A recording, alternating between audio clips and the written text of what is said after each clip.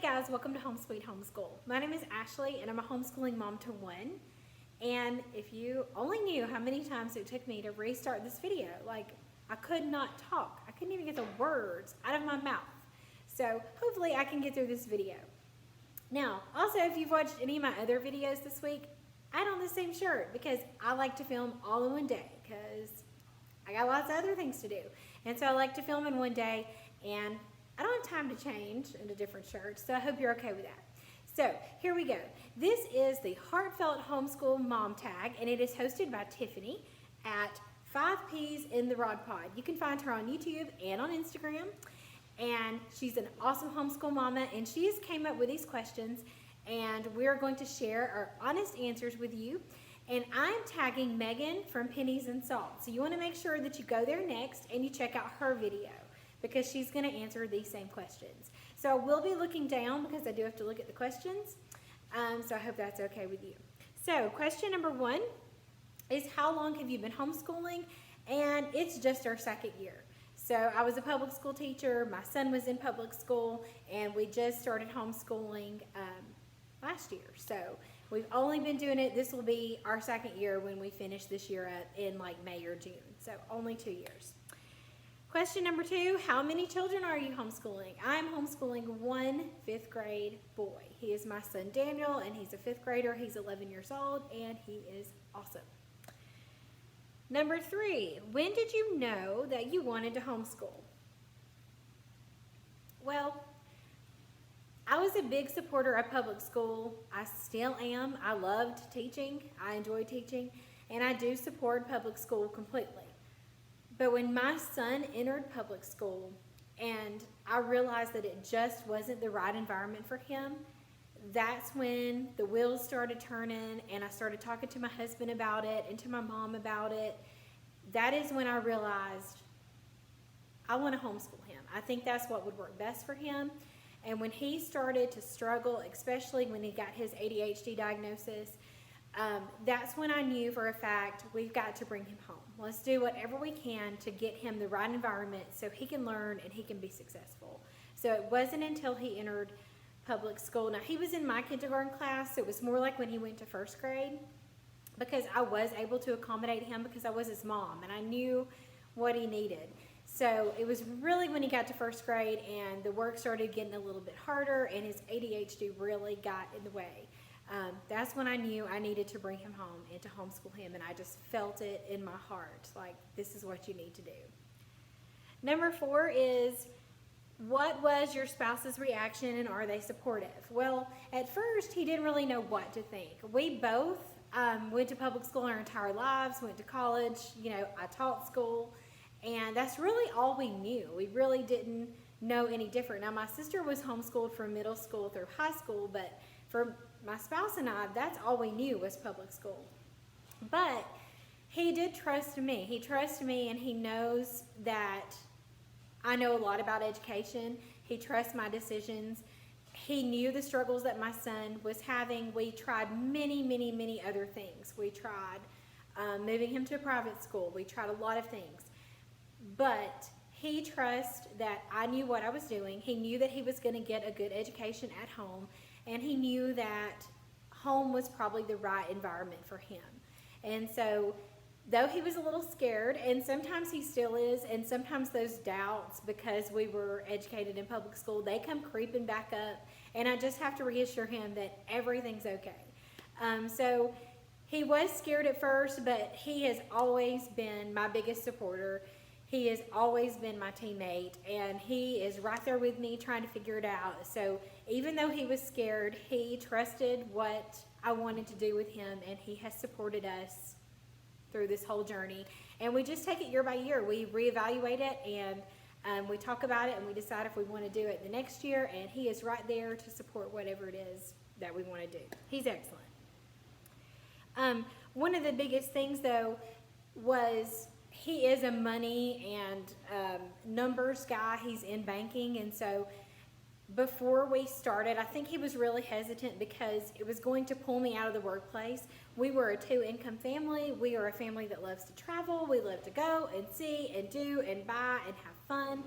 And it was going to be a drastic change to go from 2 incomes to 1. So he just wanted to make sure that all of our finances were in order before we started this journey, so that money wasn't something we had to worry about. So we didn't start talking about homeschooling him till about 2nd grade. So it really took us from like 2nd grade and 3rd grade to get things paid off, like our cars and all those kind of things, and get our finances in order to make him feel better. And when he felt secure in our finances and knew that we could handle it financially, he was a little bit more on board with it. It just scared him to think that we were losing that 1 income, and that is scary, and that is something you have to think about. So once we got those kind of things squared away, he was much more into it and much more supportive. Number 5 is, how do you make sure you and your spouse share the same vision for your homeschooling journey? We just talk about it. We talk a lot.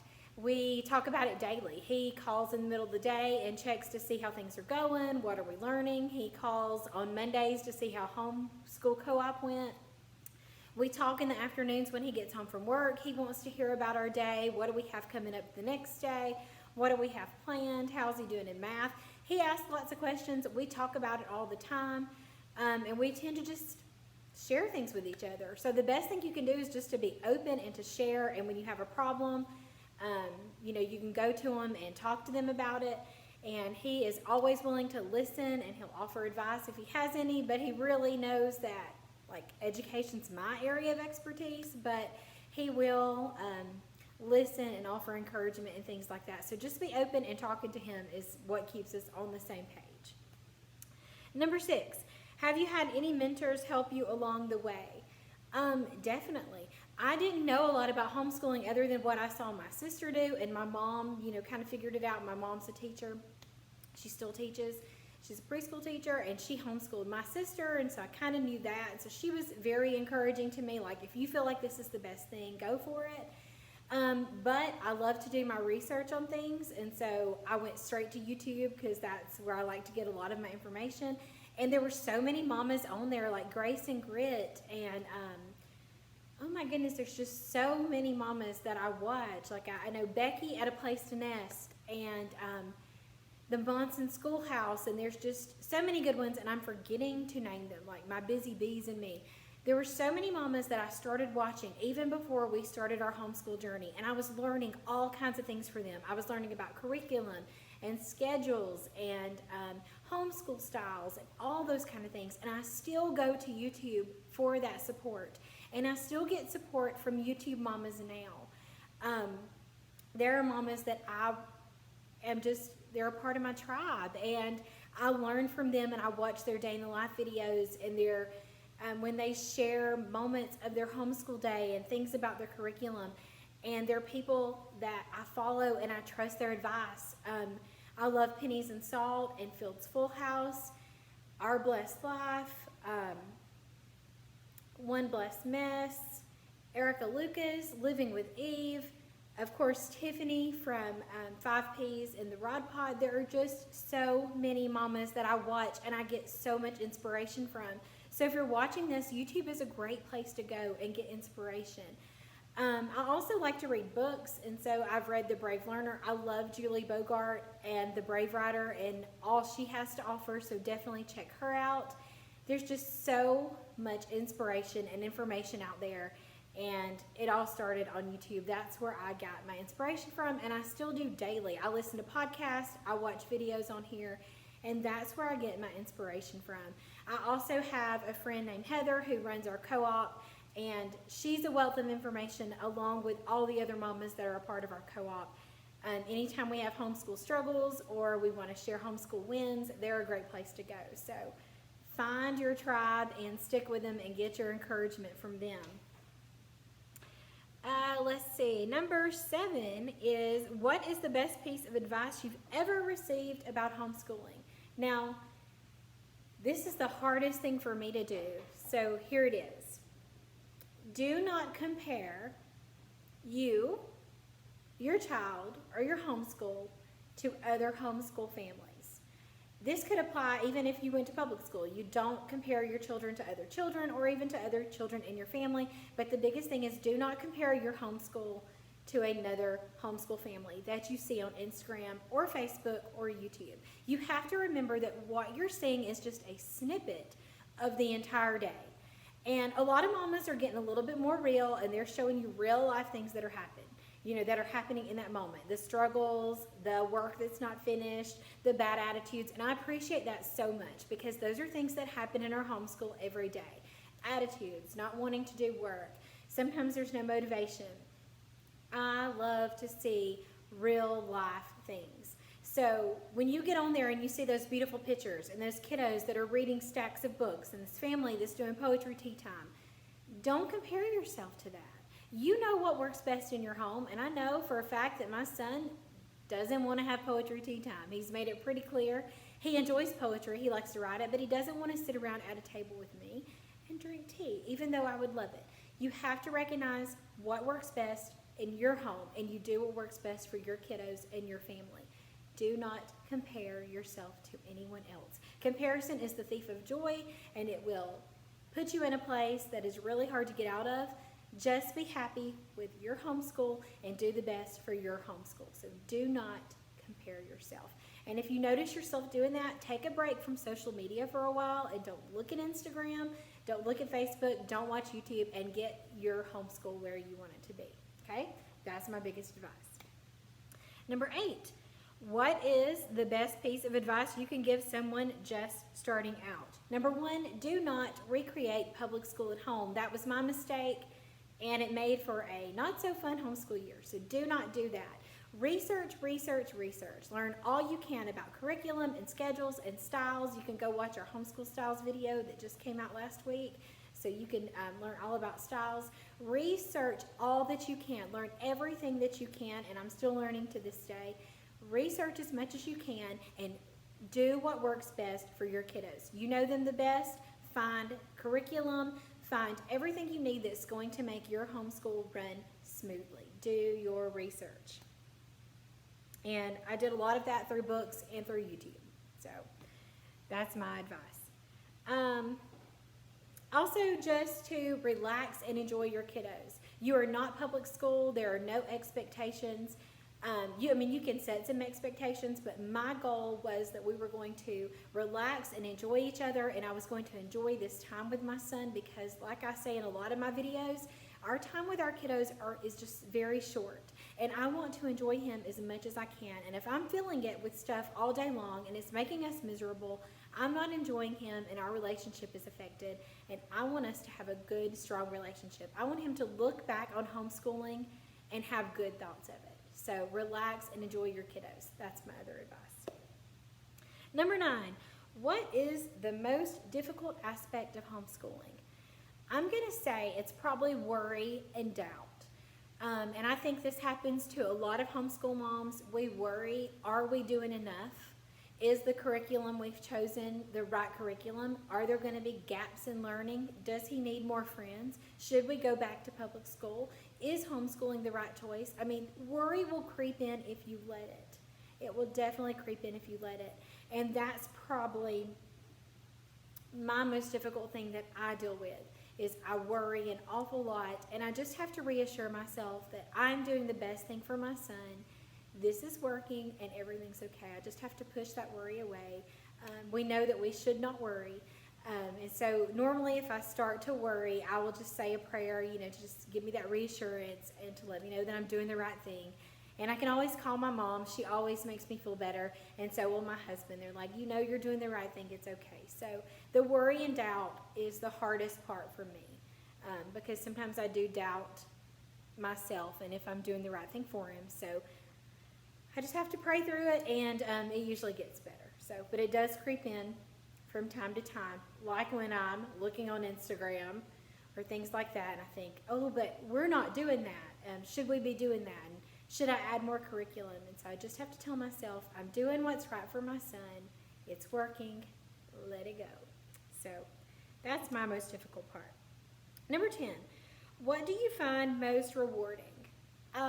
Probably the effect that it had on our relationship. When I taught and was out of the house and he was gone for many hours a day, I did not get to see my son that much. We only got to see each other in the afternoons, and that time was filled with bath and homework and dinner, and then we were in bed and up to do it all again the next day. And so there just wasn't a lot of quality time. And I hated that. And I wanted time. They're only little once, and I want to spend time with him now so that he wants to come back home when he's an adult and see me. You know, I want to have a good relationship. And so what's rewarding to me is that I am spending time with him. I've noticed the changes in our relationship.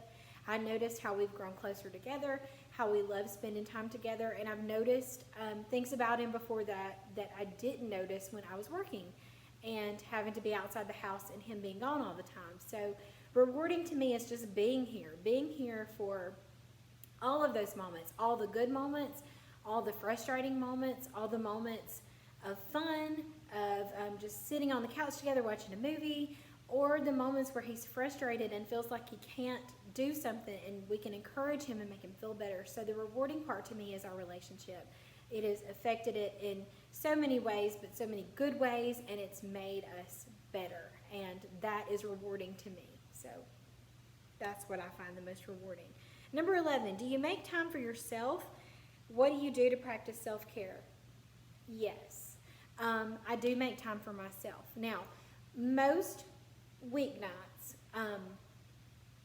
I do make time for myself when my husband's home.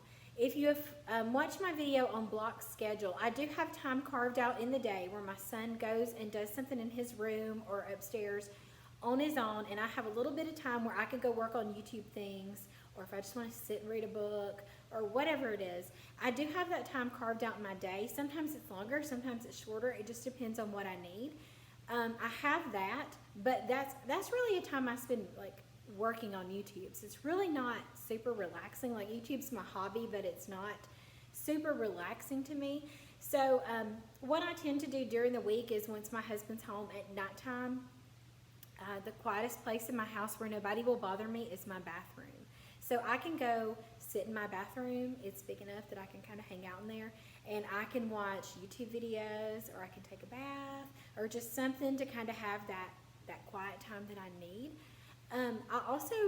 I do Weight Watchers, and so I reward myself at the end of every day with one of those small, they make those tiny, tiny cans of Coke and all that kind of stuff. Well, I love Coke, and that's one of the things I chose to kind of give up because I know it's not good for me, but I still love it.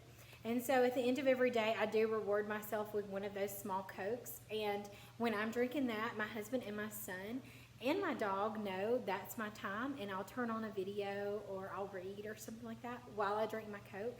So that's kind of what I do day to day.